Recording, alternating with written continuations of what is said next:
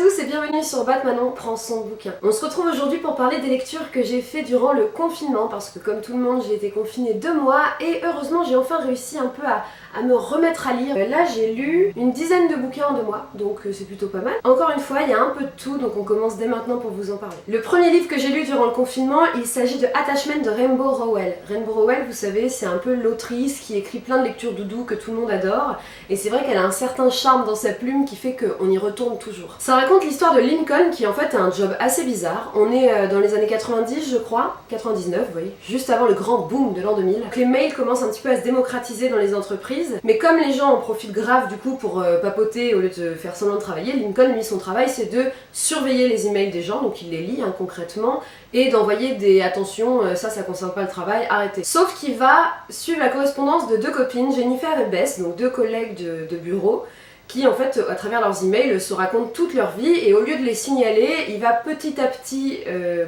continuer de suivre leurs histoires et surtout il va petit à petit tomber amoureux de l'une d'entre elles. C'est un livre du coup qui est hyper doudou, c'est un roman on va dire épistolaire sauce mail et j'ai beaucoup aimé parce que Lincoln il est assez attachant comme mec, c'est un peu l'anti-héros qui sait pas trop ce qu'il va faire de sa vie, qui a bien douillé dans la vie et là qui se retrouve à faire un job histoire de remplir son frigo et qui va tomber sur l'amour quand même, c'est assez étonnant. Puis surtout qu'il ne sait pas à quoi elles ressemblent en vrai, ces 2 jeunes femmes, il ne connaît que leur nom, leur email quoi, dans cette immense tour où il y a des centaines de gens, mais qui sont-elles? Ensuite la correspondance entre Bess et Jennifer elle est super drôle parce que c'est 2 meilleures copines, elles ont la plume aiguisée on va dire, donc c'est vraiment très très bien écrit et on s'y attache et on suit les événements de leur vie, les rebondissements et vraiment moi j'ai adoré cette lecture, c'était une bonne lecture doudou justement que j'ai lue tranquillement mais que j'avais quand même, dès que je refermais, j'avais envie d'y retourner parce que je voulais avoir le fin mot de l'histoire. Ça m'a fait vraiment du bien, donc Rainbow Rowell encore une fois, une jolie plume, des histoires douces, c'est parfait pour un confinement. Après Rainbow Rowell, j'ai lu un livre, Royaume de vent et de colère de Jean-Laurent Del Socorro et ça c'est un coup de cœur. Même si sur Instagram je l'ai pas annoncé comme un coup de cœur, là plus les semaines passent plus je me dis non quand même c'était un putain de bouquin. Déjà on va saluer la beauté de l'objet livre que les éditions Actu SF ont fait, on a vraiment l'impression d'être avec un vieux grimoire. Ensuite c'est un one shot. Moi j'y suis allée sans savoir grand chose et j'aimerais bien que vous fassiez pareil parce que du coup j'ai été hyper surprise. Dites-vous juste qu'on est à Marseille. En fait on est en pleine guerre de religion entre la ville de Marseille qui veut clairement être émancipée, être autonome et le roi de France Henri IV en 1596 donc qui est un ancien protestant. Donc c'est une guerre de religion, on est après la Saint-Barthélemy donc je vous raconte pas l'ambiance qu'il y a en ce moment dans le royaume de France. Il va y avoir un affrontement en fait à Marseille comme vous vous en doutez avec l'armée d'Henri IV et on va voir donc cet affrontement du point de vue de 5 personnages différents. Il y a des femmes, des hommes, il y a la magie qui rentre un petit peu là-dedans mais qui prend vraiment pas le pli sur toute l'histoire dans le sens où si votre truc c'est pas trop la magie, vous pouvez quand même le lire avec plaisir. C'est vraiment plus un petit détail qui vient encore plus nourrir l'intrigue. J'ai adoré, adoré, adoré. Les personnages sont hyper touchants, bouleversants. C'est bien écrit, c'est-à-dire qu'il y a 5 personnages, chaque chapitre est subjectif au personnage. Et on voit vraiment les modes de pensée différents, la manière dont c'est écrit, et c'est surtout que c'est un petit bouquin, vous voyez, il fait quoi 300 pages. Mais vous pouvez pas le lâcher, hein. Moi je l'ai lu d'une traite, j'ai adoré, c'est vraiment hyper bien mené, hyper bien écrit, et du coup j'ai qu'une envie, c'est de lire autre chose de Monsieur Del Socorro, parce que c'était talentueux. De plus, moi j'ai été heureuse du côté historique que j'ai trouvé bien mené, parce que c'est une période dans laquelle j'ai des lacunes énormes. Ça m'a permis d'y voir un peu plus clair, un petit peu plus clair sur pareil les jeux de pouvoir, les alliances, comment est-ce qu'ils deviennent rois tous les uns les autres, puis l'importance, l'omniscience, l'habitude de la religion qui est toujours l'opium du peuple à défaut d'être qu'il rassemble. Enfin lisez-le et puis vous m'en direz des nouvelles. J'ai ensuite lu, je crois que j'ai lu ça après. Ah oui, Un goût de cannelle et d'espoir de Sarah McCoy. Pareil, petite lecture que j'avais un peu achetée sur un coup de tête parce que tout le monde en parlait.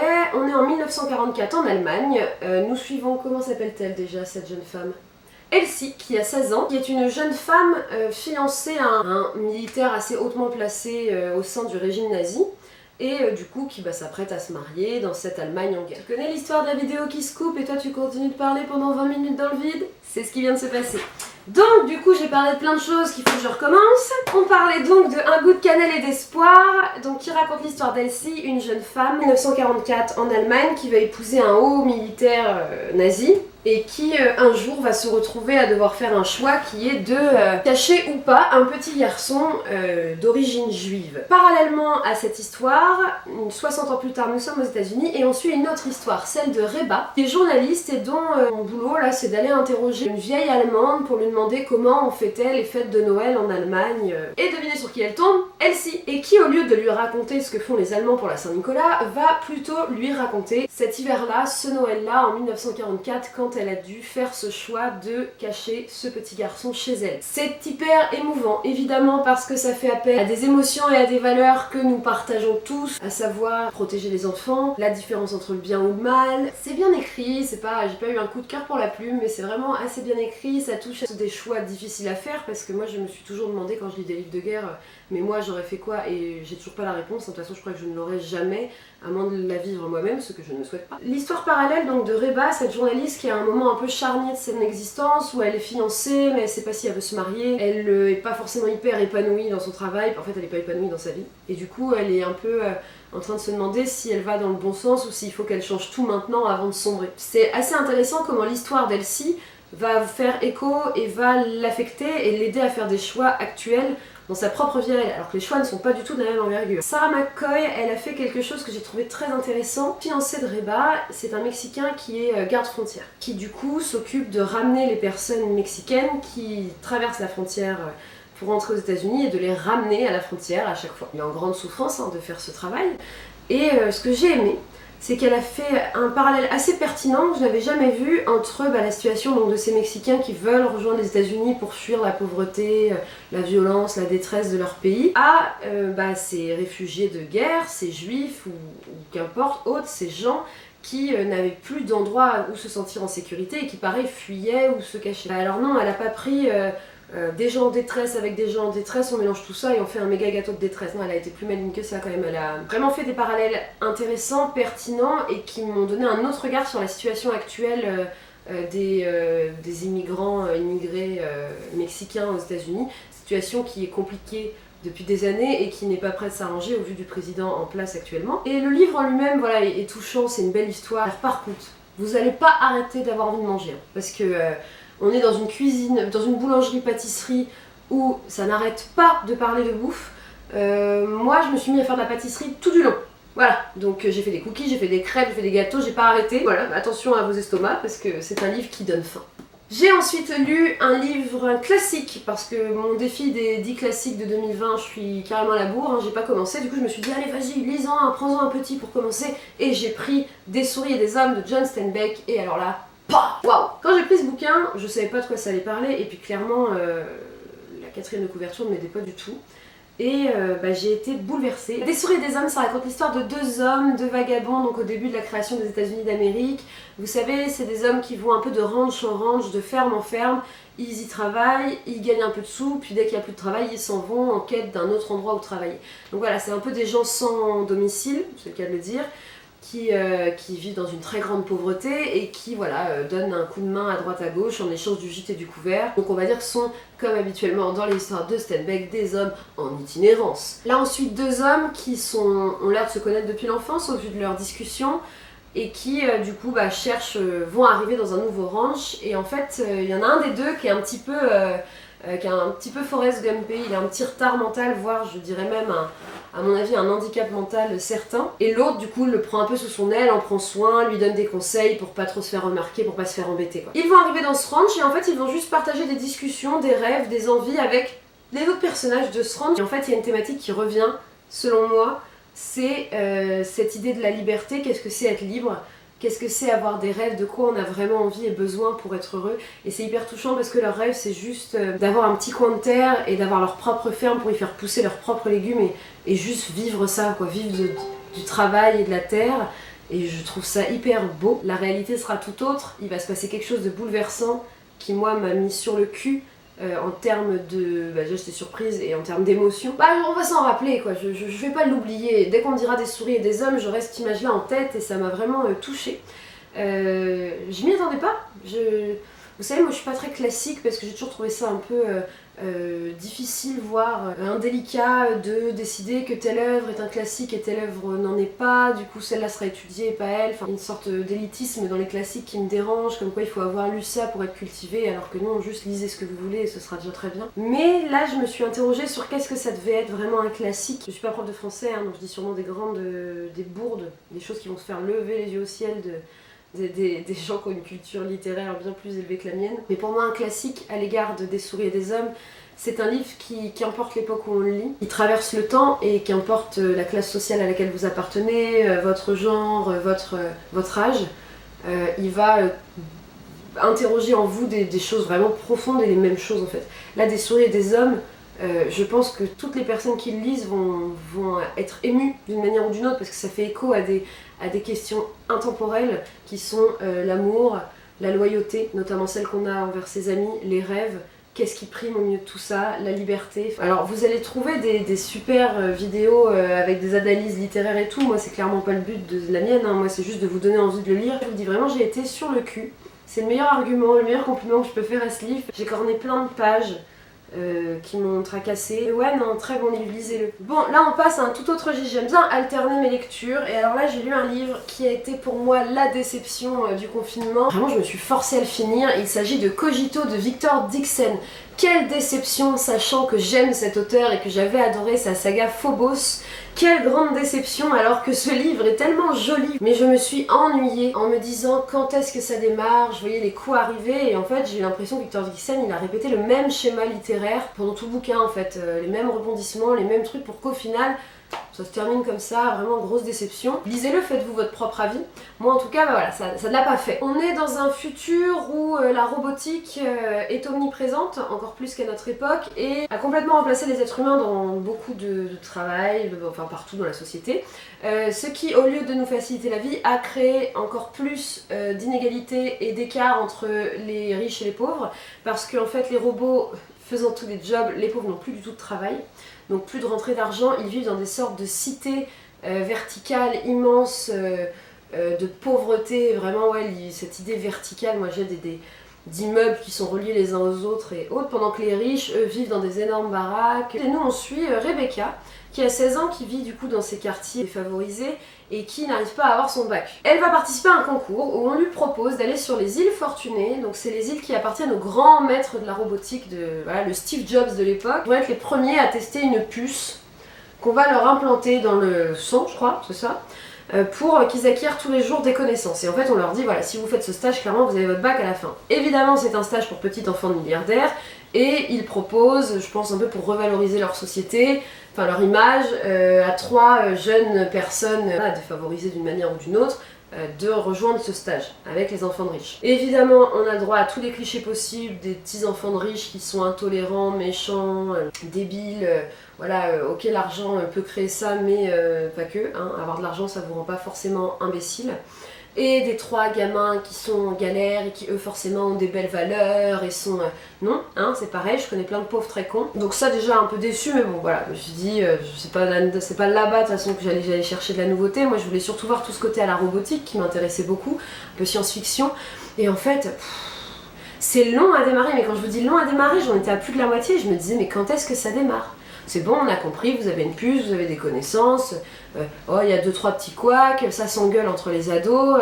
En fait, d'un coup, les robots deviennent des sortes de zombies, et alors là, ça part totalement en sucette. Là, moi j'ai pas accroché du tout, voilà, il va se passer plein d'éléments où évidemment il va falloir que très vite ils quittent cette île, qui au final, cette île paradisiaque où ils sont censés acquérir des connaissances, va se transformer en caillou de l'enfer. Et puis bah la fin... voilà, l'héroïne s'en sort avec une facilité déconcertante, hein, qui est quand même assez incroyable. Ce livre m'a agacée parce que l'idée était bonne en fait, et je suis déçue que Victor Dixon il ait fait que ça. Comme si le fait que c'était un one shot, il a fallu aller très très vite, alors que si on avait fait une saga, il aurait eu le temps de développer des personnages un peu plus complexes, un univers un peu mieux travaillé, avec des vrais rebondissements et pas juste le même qui se répète à l'infini. Donc grosse déception pour moi, mais je vous invite comme toujours, je ne prêche pas la sainte parole, lisez-le, vous allez peut-être adorer. Comme je vous ai dit, j'aime alterner les lectures et alors là on est passé de l'un à l'autre, total, parce que j'ai lu tout ce que j'aimais de Siri Hustvedt. J'espère que ça se prononce comme ça parce que j'en ai aucune idée. C'est un livre offert par Caro, donc c'est pas des livres que je choisis, c'est elle qui me les envoie et comme vous le savez à chaque fois elle me fait lire des livres que jamais je n'irai acheter moi-même et alors là je suis hyper contente d'avoir lu celui-ci. Parce que déjà, quand on voit le pavé, comment c'est écrit tout petit, la quatrième de couverture qui promet pas non plus des rebondissements incroyables, et bah, bonne surprise, vraiment très très bonne surprise. De 1, c'est incroyablement bien écrit. De 2, c'est difficile comme lecture, dans le sens où on s'y attend pas. Moi je me disais, tiens, ça va être assez plan-plan. Ah bah, c'est une bonne surprise. 3, c'est très réaliste, et moi ça m'a permis de me poser des questions que je crois que je me serais jamais posées sans ce livre. Ça raconte l'histoire, on est au milieu des 70s à New York, donc c'est une époque très créatrice, où tout le monde peut être un artiste, on a les hippies d'un côté, les rockers de l'autre, et on va suivre deux couples d'amis, qui sont tous dans l'art, d'une manière ou d'une autre, que ce soit l'écriture, la sculpture, la peinture, la critique d'art, voilà, c'est le fil conducteur de ce bouquin. Voilà, c'est un peu les deux couples de potes qui vivent ensemble, ils ont des enfants en plus du même âge, et du coup en fait on va suivre l'évolution de leur vie. Et comme toute vie, ils ne vont pas être épargnés, la vie n'est pas simple, la vie est pleine de rebondissements, et moi c'est ça qui m'a le plus touchée. C'est-à-dire qu'on est face à deux couples d'adultes qui vont être les premiers à être surpris de ce qu'ils vont vivre, et qui vont devoir trouver des solutions avec leurs enfants, avec leur métier, dans leur couple. Et ça m'a vraiment beaucoup intéressée. Il y a une autre chose à savoir qui pour moi a peut-être été un peu trop lourde certains moments, c'est que voilà, on est dans le milieu de l'art, du coup ça parle d'art tout le temps.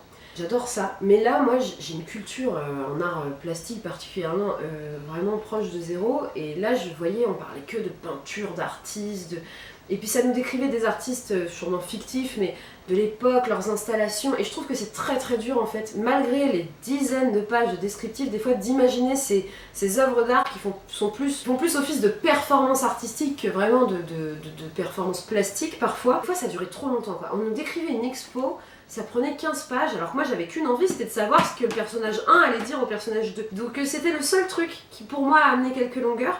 Après je pense que si vous aimez l'histoire de l'art, si vous aimez l'art en général, vous avez envie de découvrir des nouvelles choses, bah c'est super, là du coup vous allez être comblé. Moi ça m'a permis de découvrir plein de choses, où après j'allais taper sur Google pour voir les artistes, pour voir un peu les courants artistiques qu'il pouvait y avoir à cette époque. Ce que je salue en premier, c'est vraiment la plume. Je n'ai pas arrêté de corner des pages, et c'est pourtant une plume qui est très différente de celle que j'aime lire d'habitude, c'est-à-dire qu'elle n'est pas forcément poétique, elle est assez brute, mais c'est très réaliste en fait, le rythme est réaliste, les choses qui se passent sont réalistes, les émotions que ça fait naître aux personnages sont réalistes, et j'ai beaucoup aimé, et les personnages sont très intéressants parce qu'ils ont ce côté un peu hypersensibilité de voir le monde au travers de leur art. Et surtout moi ce qui m'a le plus marqué, c'est sur le fait qu'avoir des enfants, voilà, ils vont avoir des enfants, et les enfants ça apporte aussi son lot d'emmerdes, et que ils font de leur mieux en fait, en tant que parents, chacun avec leurs émotions, leurs ressentis. Et moi c'est ce qui m'a le plus marqué, c'est de voir un peu les évolutions des enfants, l'adolescence, l'impact que peuvent avoir aussi les gens extérieurs au foyer sur vos enfants.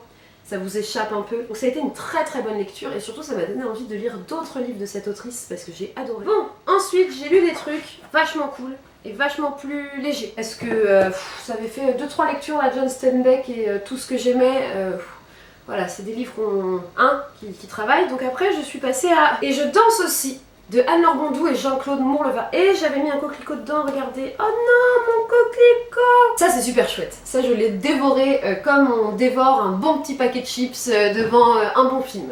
C'est-à-dire que c'est une nana qui va envoyer un paquet à son auteur favori. Et elle lui dit de l'ouvrir, et donc lui, bon, il croit que c'est un roman, encore quelqu'un qui lui envoie une ébauche de son roman, et bon, il lui fait non, merci, c'est gentil, mais voilà, je lis pas les livres qu'on m'envoie.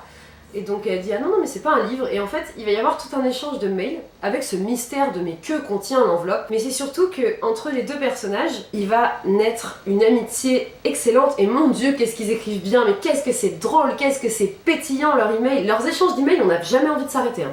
Je vous dis c'est un petit livre pareil, 300 pages, mais vous le dévorez d'une traite. Et en plus, évidemment, il ne va pas y avoir juste je vous dis qui je suis et vous êtes qui, on se tacle un petit peu par email, nanana. Non, évidemment leurs histoires vont être liées à un moment donné, parce qu'il y a un truc dans cette enveloppe quand même qu'il faut trouver, il y a un truc dans l'enveloppe. C'était vraiment une lecture bonheur, doudou, plaisir. Je félicite vraiment Anne-Laure Bondou et Jean-Claude Monleva parce que en fait chaque auteur a écrit les mails d'un personnage et la légende raconte que quand ils ont commencé à écrire, en s'envoyant eux-mêmes des mails, ils ne savaient pas où l'histoire allait les mener. Et bah bravo, parce que si vraiment ça a été fait comme ça au feeling, c'est hyper bien construit et puis c'est vraiment drôle, c'est pétillant. Et surtout le personnage féminin, Adeline Parmelan, mais elle écrit d'une manière, moi j'adore. Voilà, j'ai même envie de lui piquer quelques tournures de phrases, c'était vraiment très très chouette. Une vraie lecture bonheur, doudou, qui tourne autour de cette chose simple, mais qu'y a-t-il dans l'enveloppe? Ensuite, coup de cœur, alerte coup de cœur. Bon, je savais d'avance que ce serait un coup de cœur, mais quand même, Le Soleil et ses fleurs de Rupicor, là on parle de poésie, poésie en prose, messieurs dames. Rupicor, j'ai lu en janvier La et Miel, qui arrivait en plus à un moment de ma vie où il ne pouvait pas, je pense, avoir plus d'impact que là. Le Soleil et ses fleurs, c'est la suite. Ce sont en fait des petits poèmes en prose, avec des petites illustrations réalisées par l'autrice elle-même et qui font appel à des sujets très durs, hein, des violences, la fin de l'amour, la dépression. Pour vous donner une idée, il y a 5 parties. Ça s'appelle Se faner, tomber, pourrir, se redresser et fleurir. J'adore la poésie en prose, je suis complètement touchée par cette autrice et j'adore. Je sais pas pourquoi, avec une phrase, elle me donne plus d'émotion que tout un bouquin des fois. Ça parle d'amour, de la fin d'un amour, du début d'un autre, ça parle de comment on se relève lorsqu'on vit des épreuves difficiles, que ce soit des violences, des traumatismes psychologiques. Ça parle de la vie, dans aussi tout ce qu'elle a de beau, dans les souvenirs qu'on en a, et voilà, moi c'était peut-être aussi le bon moment pour le lire, j'en sais rien, en tout cas ça m'a vraiment touchée, émue. J'ai pas pleuré, je suis fière de moi, mais je l'ai lu d'une traite et je vais le relire et je vais le re-relire et c'est beau. Et les livres de Rupicor, c'est des succès internationaux, ça se vend en millions d'exemplaires. Je comprends pourquoi. Sur Instagram, j'ai mis certains de ses poèmes, donc n'hésitez pas à aller voir, ça vous donnera une petite idée avant de mettre votre nez dedans si jamais vous avez une petite appréhension, parce que direct quand on dit le mot poésie, on a l'image de l'école et des cours de français. Là, on n'est pas du tout là-dedans, donc allez-y. Alors, il me reste plus que 2 bouquins, parce que ça cause. Toujours dans des lectures assez doudou, j'ai lu le fameux Il est grand temps de rallumer les étoiles de Virginie Grimaldi. Et ça, c'est pareil. Je me disais, quand il me prend la tête, Spiro, tout le monde en dit du bien, parfait, ça va être pour moi. Et alors là, on a frôlé le coup de cœur. Vraiment, je crois que j'ai pas mis de coup de cœur juste parce que j'ai pas été surprise de l'histoire.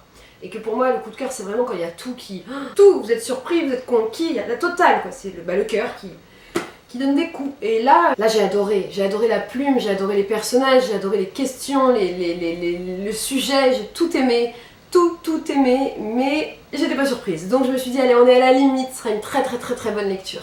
Ça raconte l'histoire de Anna, 37 ans, qui voit que ses filles, donc une adolescente et une petite fille de 12 ans, sont un peu en train de partir en sucette l'une comme l'autre, entre une qui est mal dans sa peau, très mal dans sa peau, qui enchaîne les conquêtes, une ado voilà, qui n'a pas confiance en elle, qui a une image d'elle, une estime d'elle-même très basse et qui voilà, elle va pas bien, et une petite nénette de 12 ans qui se fait harceler à l'école quand parle à personne et qui vit complètement dans son monde un peu pour échapper à tout ça.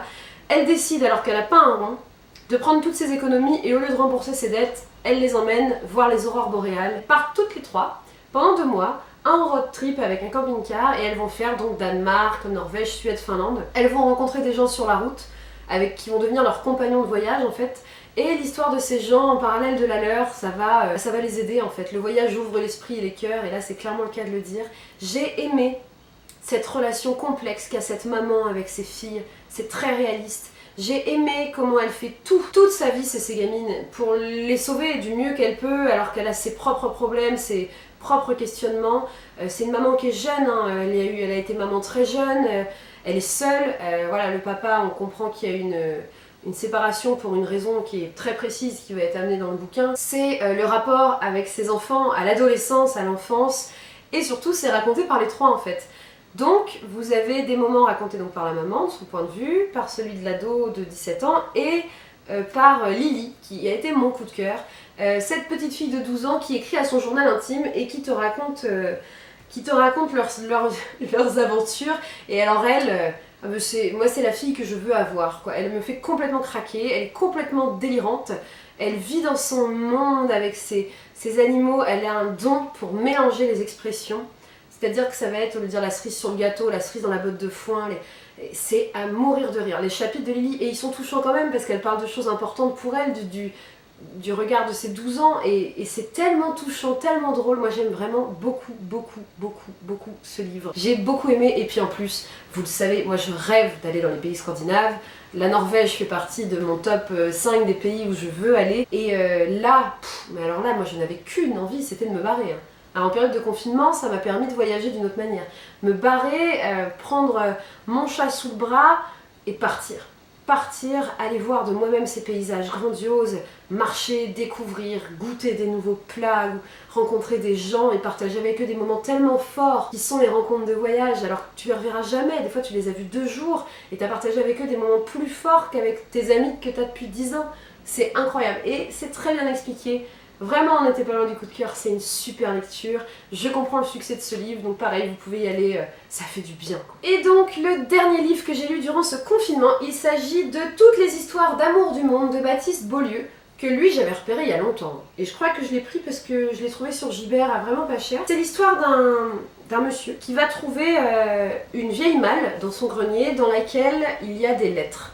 Et ces lettres sont adressées tout le temps à une personne, la même personne, et sont écrites par son père. Et il va être bouleversé par ce qu'il va trouver dans ces lettres. Tellement bouleversé qu'il va finir hospitalisé et autres. Son fils à lui, avec qui c'est compliqué, va donc aller voir son père, lui dire qu'est-ce qui t'arrive et tout, et son père va lui dire bah voilà, il va lui donner le cahier, les lettres, et il va lui dire lis ça puis tu vas comprendre ce qui m'arrive. Donc ce garçon va donc lire des lettres écrites par son grand-père à lui qui vient de mourir, et va découvrir toute une partie de sa vie dont personne ne savait rien parce que ce grand-père était très distant, très discret, passait le plus clair de son temps à regarder par la fenêtre sans vraiment s'exprimer ni avec ses enfants ni avec ses petits-enfants. Et du coup c'est un peu une quête d'histoire familiale. Et ce côté quête, moi déjà j'ai adoré. J'adore l'histoire, j'aime tellement en savoir sur le passé de mes parents, le passé de mes grands-parents, et tout ce côté quête, comprendre. Oui. Donc tout ce côté quête à comprendre que j'ai adoré. Ensuite, ce qui est marrant, c'est que ça se passe dans la région dans laquelle je vis actuellement, et ça, je le savais pas. Du coup, il parle de villes ou de paysages où je suis allée récemment, où je vais bientôt aller. Donc c'était hyper chouette, du coup, d'apprendre sur l'histoire de ma région actuelle, qui est le Grand Est, et des campagnes, et des petits villages où moi je travaille, donc ça, c'était vraiment rigolo. Et surtout aussi, ce qui m'a plu, c'est que du coup, en fait, on va suivre cette histoire, donc il s'appelle Moïse, le grand-père, de son enfance, donc pré-Première Guerre mondiale, à sa mort. Et on traverse l'histoire, et donc en fait c'est l'histoire avec un grand H, racontée par les petites histoires individuelles que nous vivons tous, et par pas mal, comme vous l'avez compris, d'amour. Mais alors l'amour sous toutes ses formes, l'amour amoureux, mais l'amour familial, l'amitié. Et pareil, c'était très touchant, et on se prend au jeu en fait. À la fin on a envie de savoir mais qui est la personne à qui les lettres sont adressées, pourquoi c'est resté un secret, pourquoi le papa est si bouleversé d'avoir découvert ça. Il a quand même dû... Qu'est-ce qu'il y a dans ces lettres en fait pour qu'il soit dans cet état-là. Voilà, moi je me suis totalement laissée prendre au jeu. Il y a un lourd secret familial là-dedans qui peut-être explique tout, et je vous invite à aller le découvrir. La plume aussi est très jolie, Baptiste Beaulieu, bravo, hein, j'ai corné beaucoup de pages, c'est très doux. Et des jolies petites phrases, je trouve très légères, très touchantes, pile ce qu'il faut. Et c'est très mignon ce genre de phrase dont on aimerait en faire des cartes postales. J'avais un peu deviné à qui il écrivait les lettres, mais comment cette personne est arrivée dans la vie de Moïse, ça j'avais pas deviné, ça il m'a eu. Donc voilà, je vous invite à le lire aussi, pareil ça fait du bien au moral. Et voilà, on traverse, c'est les vies courantes, les vies les plus classiques, les vies les plus humaines qui au final sont les plus passionnantes. Et voilà, c'est fini pour cette update lecture du confinement. Donc le confinement est terminé, je suis enfin retournée en librairie, même si j'ai pas trop craqué mon slip. J'espère que ça va. J'espère que vous avez bien bouquiné aussi pendant cette période. Un dragon. Non, tu viens dire bonjour. Oui mon chéri. Je vous souhaite à toutes et tous que ce début d'été se passe bien, que vous puissiez enfin revoir vos proches. Voilà, moi j'ai hâte de pouvoir revoir les miens. Je vous embrasse tous très fort, je vous souhaite de merveilleuses lectures, de merveilleuses histoires. Prenez soin de vous, prenez du temps pour vous. Voilà, si ce confinement a pu nous permettre quelque chose, c'est de se rendre compte du plaisir qu'on a à vivre les petites choses simples de la vie, telles que les bisous d'un dragon dans son canapé le matin. Je suis contente de vous retrouver, voilà, j'avais du mal à m'y remettre aux vidéos, j'espère m'y remettre petit à petit. Prenez soin de vous, kiffez la life, et on se retrouve bientôt.